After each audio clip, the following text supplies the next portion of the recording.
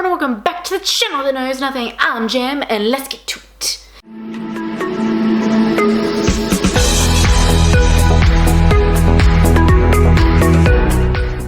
So today we are doing the Do I Have That Other Book challenge, so let's go. Question number 1 in this challenge is, do you have a book that has a fox as part of the cover or the plot? And I do. It is The Little Prince, and it's part of the plot, not the front cover, but it's this one. Question number 2 in this challenge is, do you have a book that was published the year that you were born or within a 3-year radius?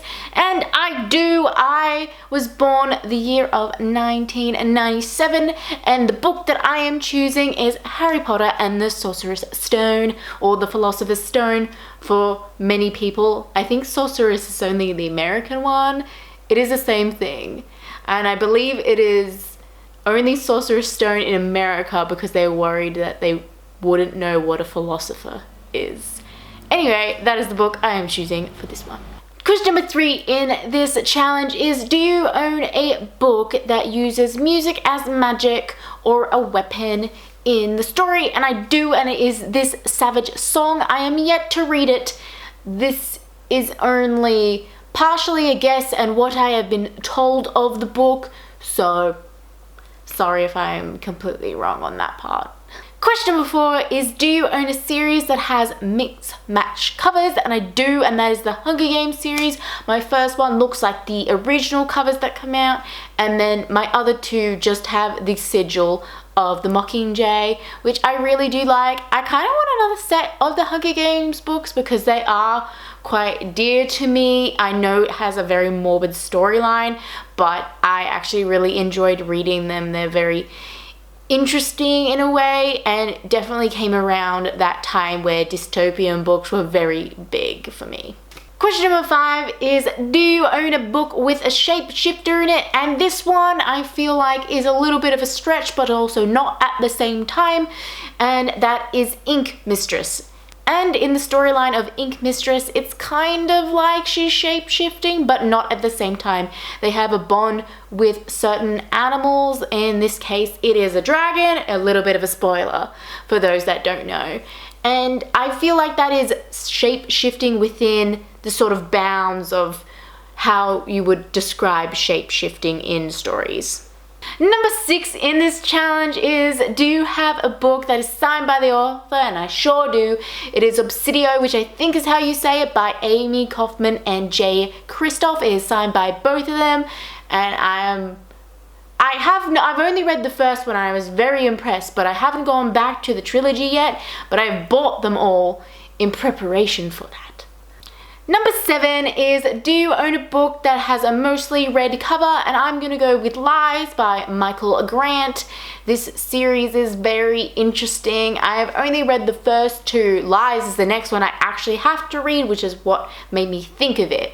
I'm very interested to see the road it's going down, but also I did stop because it was becoming a little bit predictable to me in the way that most sort of dystopian trapped in one place stories go. It reminded me a little bit of Lord of the Flies, you know, that classic there are no adults so there are no rules type vibe thing.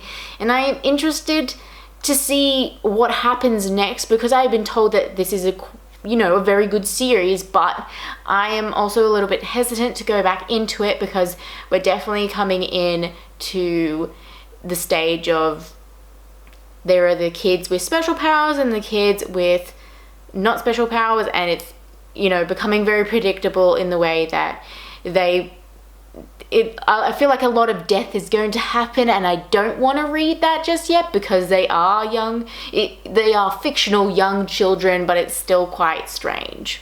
Question number 8 in this challenge is, do you have a book between 287 pages and 306 pages? And I do. It is perfect on paper, which I really do love. There are a lot of problematic things within that book, but I also really like it. It is 304 pages, so we just snuck it in there. It was very hard for me to find a book between those numbers because I feel like it's either you know, a lot over 300 that I'm reading lately, or not meeting the mark of 287. So we did it. Question number 9 is, do you have a book where the main character wears glasses? And I sure do. It is Piggy from Lord of the Flies, which people may argue that he is not a main character, but he definitely is. He's one of the main characters. He's definitely a driver of a lot of stuff within the book, and therefore I would argue he is one of the main characters. He is not the main character, but I would argue that he has a lot of drive in the book, and I do feel very sorry for what happened to him. And it is so sad. If you haven't read Lord of the Flies, it's definitely one for the list. It is what it is. It is a classic, so it does have, you know, that sort of barrier where the language is very old, but it's just something to get past because it's definitely a good one. It is a wild ride though. Question number 10 in this challenge is, do you have a book with a title that has the same amount of letters as your first name?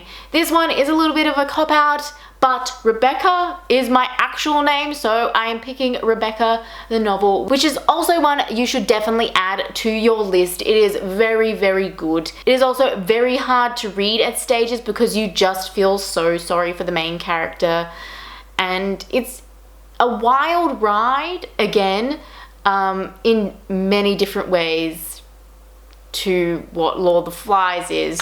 This one is more like a psychological thriller.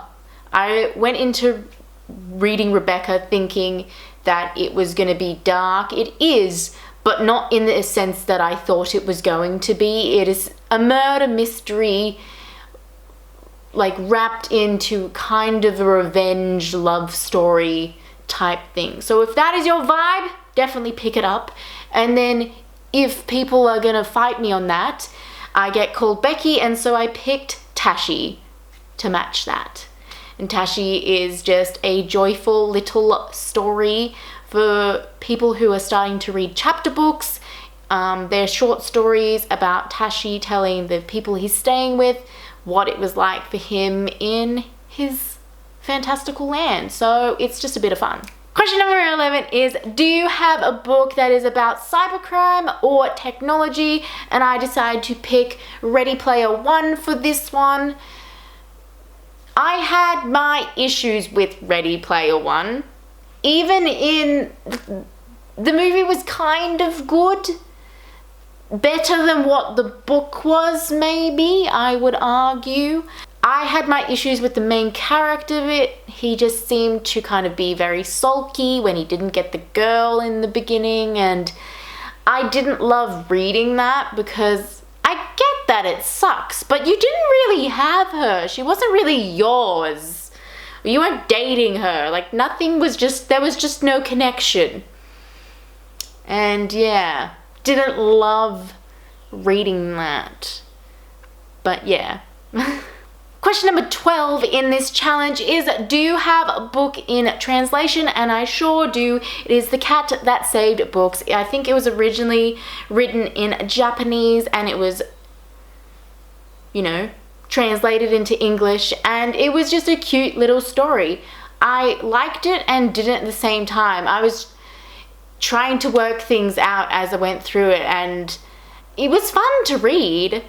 And at the moment, I can't even remember what it was about. I just liked the cat's attitude. He was a bit of a sassy dude.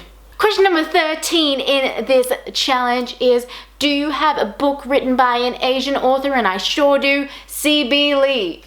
She wrote Not Your Sidekick, and I really loved the book. I just really did. It was just very wholesome and nice, and I kind of liked that the main character didn't have like a very tropey superpower. Yes, a spoiler, because in the beginning she does not have one. And I just really enjoyed the fact that she had something that was just so unique and different, and it was just very refreshing that it wasn't just like something that overpowered her or made her look better than the other characters. It was like an amplification of her personality, and I really liked that. I thought it was really cute and unique, and the best part about it is that she has a girlfriend in it, and I really like that. Love it. Need more. Question number 14 is, do you have a book with the moon on the cover? And I sure do. It is The List, and it is one that I've not read. Question number 15 in this challenge is, do you have an illustrated book? And I sure do. I have too many of them. They are all down there. But my favorite one of them all is Once They Were Giants. I have spoken about it on the channel before, but I will give you a quick little retelling. So the story is about a baby being born and introduced to all the family, and it is about her going through the stages of life and growing up, and then in the end it just repeats itself, and I love it. It sounds bad when I say it just repeats itself.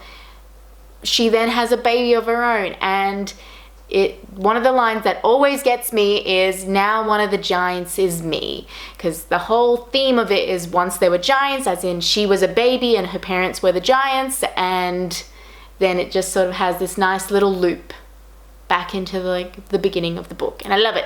Question number 16 is, do you have a collection of fairy tales? And I do. I have a collection of the Grimm Brothers fairy tales, which are super cool, and I love the original tellings of the story as well as the more modern ones as well, because you know, you can't go past Disney.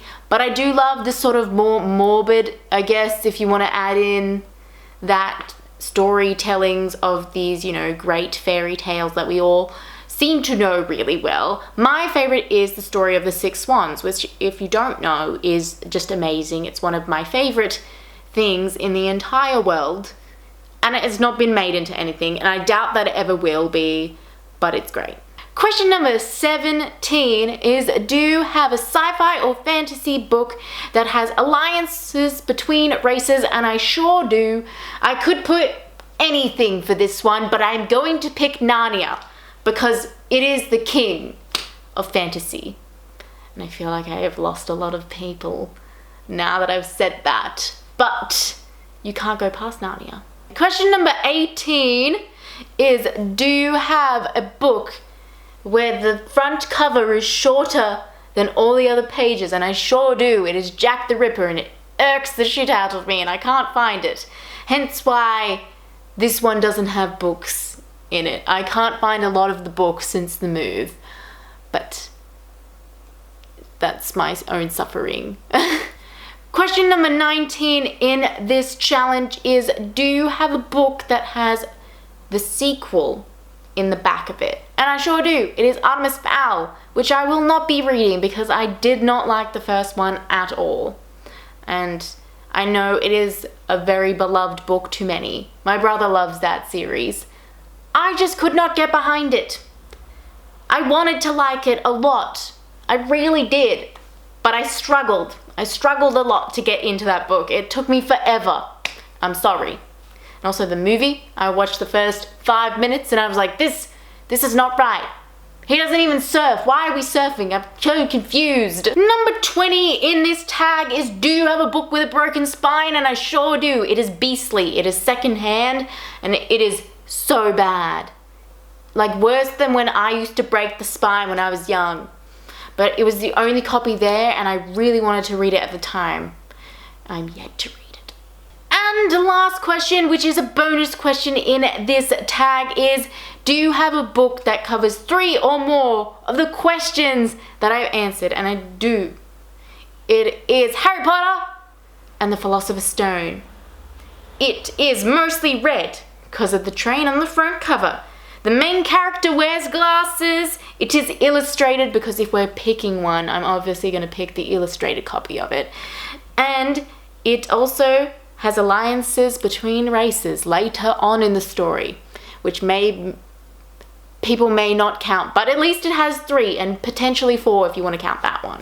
Anyway guys, that's all I've got for you today. Please like, subscribe, because that is always nice, and I will see you next time. Goodbye!